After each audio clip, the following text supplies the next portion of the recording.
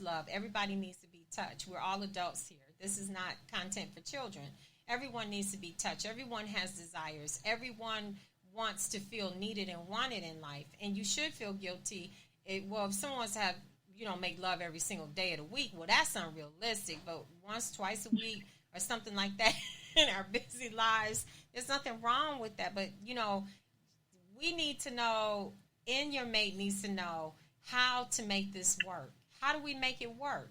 Well, we make it work by the husband, the other wife, the other husband, helping with the kids, helping get everything done. This is date night. Make it a special night. Make it anticipated.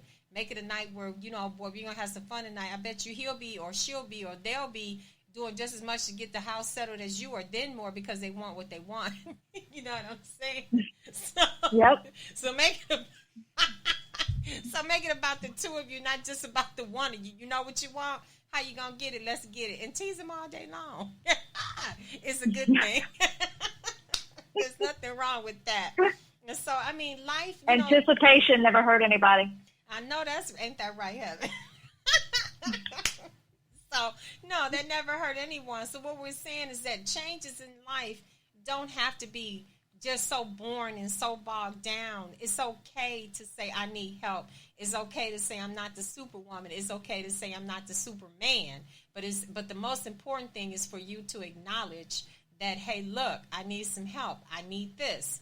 To acknowledge what you need out of life and what's going to make you happy so you can make everybody else happy.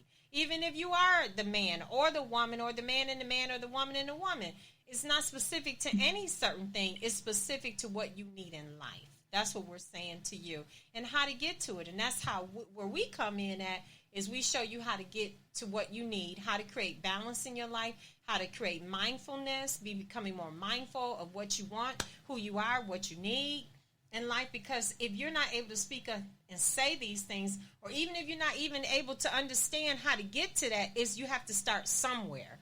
And so we're saying, just by all means, start, please. And if you need more help, we're always here for you. And we'll explain to you how later in the show how to get in touch with either one of us. But that's what we're saying to you is that, Heather, which one of the processes are you most passionate about? Are you most passionate about life coaching, health coaching, nutrition, or personal training? Or how does that flow for you?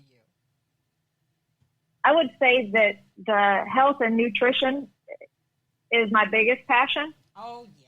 Okay. And I think that the life coaching and the personal training just adds to that. It does, because they work all together. Yeah.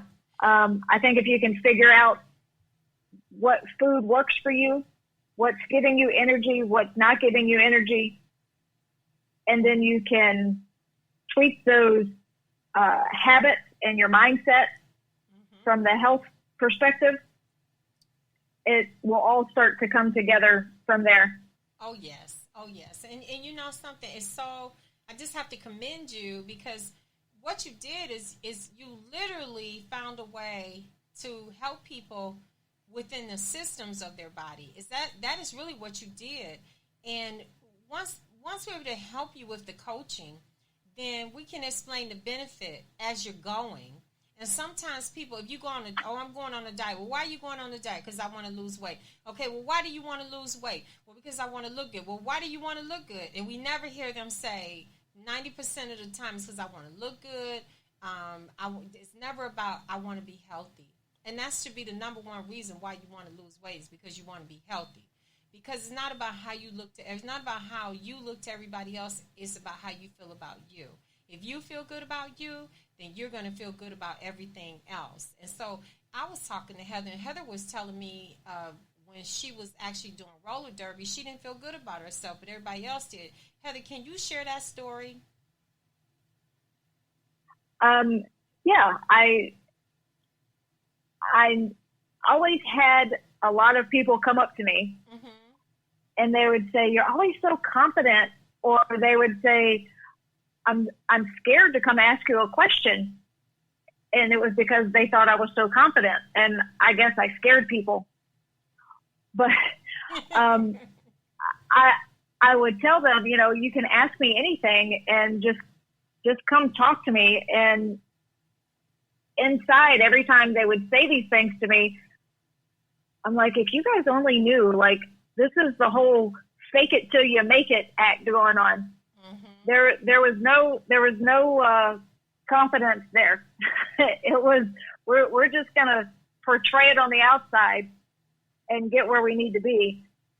And then towards the end of my career, I guess, of roller derby is when I figured out that, you know, I've got to fix this.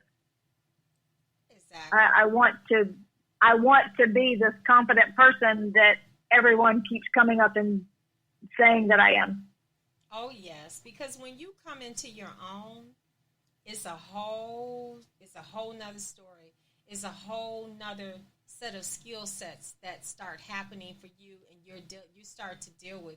It's an awakening for you. It's a whole new understanding about how you operate in life, or not just not just about your life is you're living. Okay, you're not just going through life. A lot of people feel like, you know, I'm just existing and I'm just going through life. I remember one day I asked somebody, what happened to you? And they said, life happened. I said, what do you mean life happened? Everything that's in life that goes wrong, that's what happened. And this person I felt so sorry for, because they were just a mirror of who they used to be.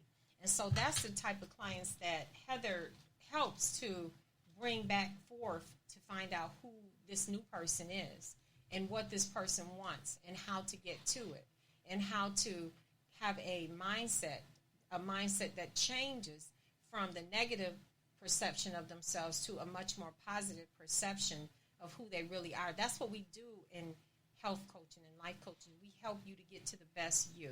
We help you with self-development and to understand and tap into that. And sometimes we don't always know how to get there.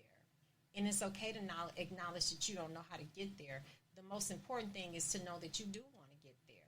And how do I get there? That's the most important thing, you know, that is important. And one of the reasons why I have so much respect for Heather is because she cares about the physical side, the mental side, and the side of health.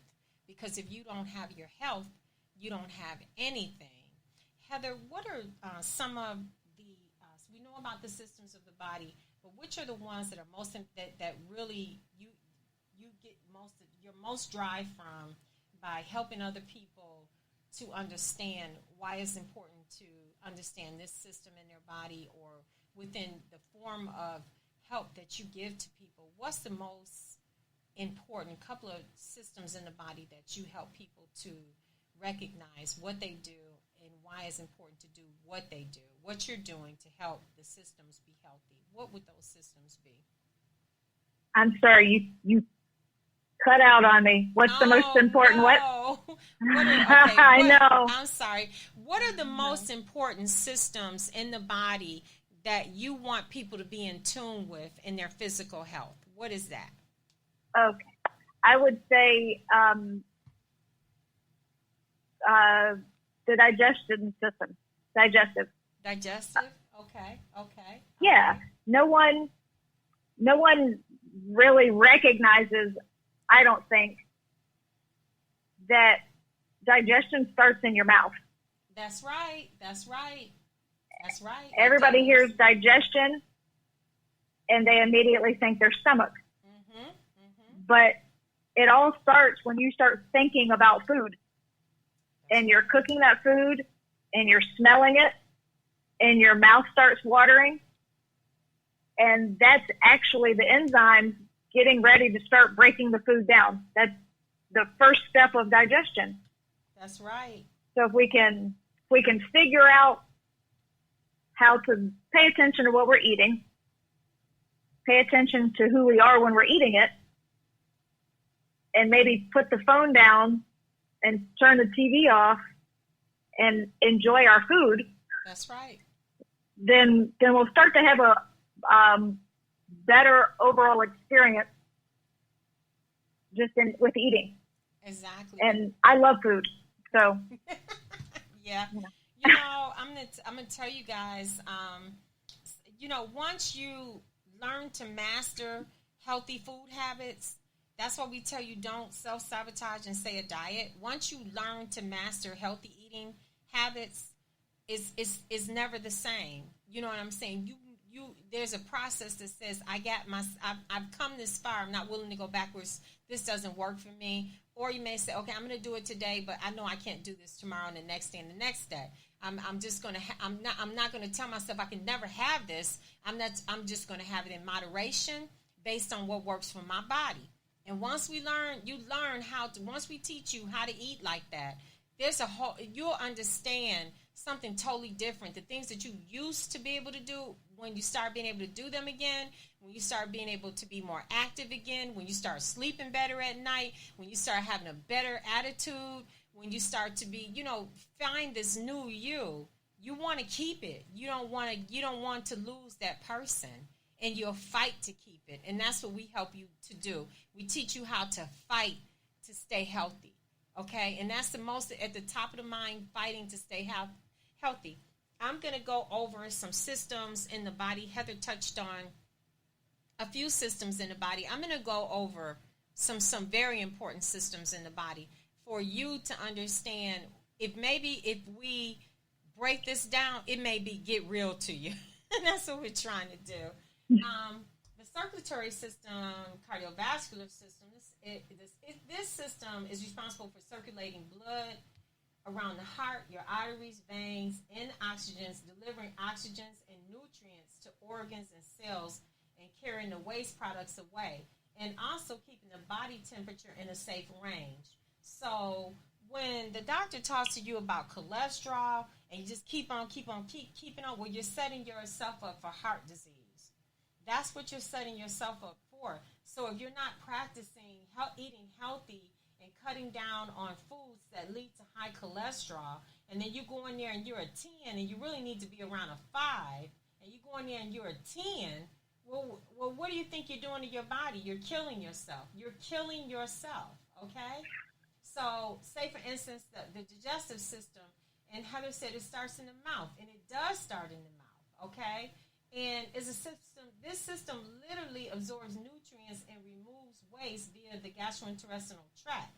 And this includes, like she said, the mouth, your esophagus, your stomach, intestines. And this eliminates waste away from the body. So what would happen if your body couldn't eliminate waste? Okay, next thing you know, your kidneys going bad, then you're on dialysis.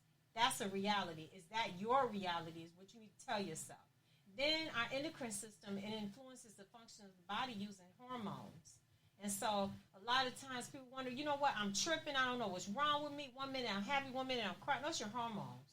A lot of times people say, I'm having all these hot flashes. Those are your hormones. And if you learn to eat right, you won't be having those hormones. Am I right, Heather? Oh, yes. You won't be having those hot flashes. But you're having them all over the place because you're not eating right. And your body's like, oh, yeah, I'm going to fix you. Take this and that and this and that, too. And next thing you know, you're sweating, you're having night sweats, you're hot, mad all the time. So that's part of it. We're going to heat this food up for you. Yeah, we're going to heat you up, but good. So, and then we have our exocrine system, and that's part for your skin, your hair, nails, sweat, and other exocrine glands. And glands are very important to your body. And then we have our immune system and lymphatic system, and that defends the body against pathogens that may harm the body, and part of immunosurveillance for the body. And that's a whole nother something. I'll tell you about that later. Not right now, not today, okay? And we also have our muscular system, and this enables the body to move using muscles. But what do you think would happen if your brain didn't work in order for your body to be able to connect with the brains to move a muscle? Think about that. You got to think about all of these things. So it's not just how one thing affects, everything affects everything. It's not just one thing, it's everything. And we hope that we're saying enough to you to say, hey, look, you know what? I got to get it together. I'm not going to see myself like this. Oh, no. And then we have our renal system and our urinary system. This system where the kidney filters blood to produce urine also to get rid of waste, okay? A lot of times you hear people say, oh, they're going into renal failure. Everything's shutting down. Then we have our nervous system collects, and this system also collects and processes information via the senses, then the nerves, then the brains to tell the muscles how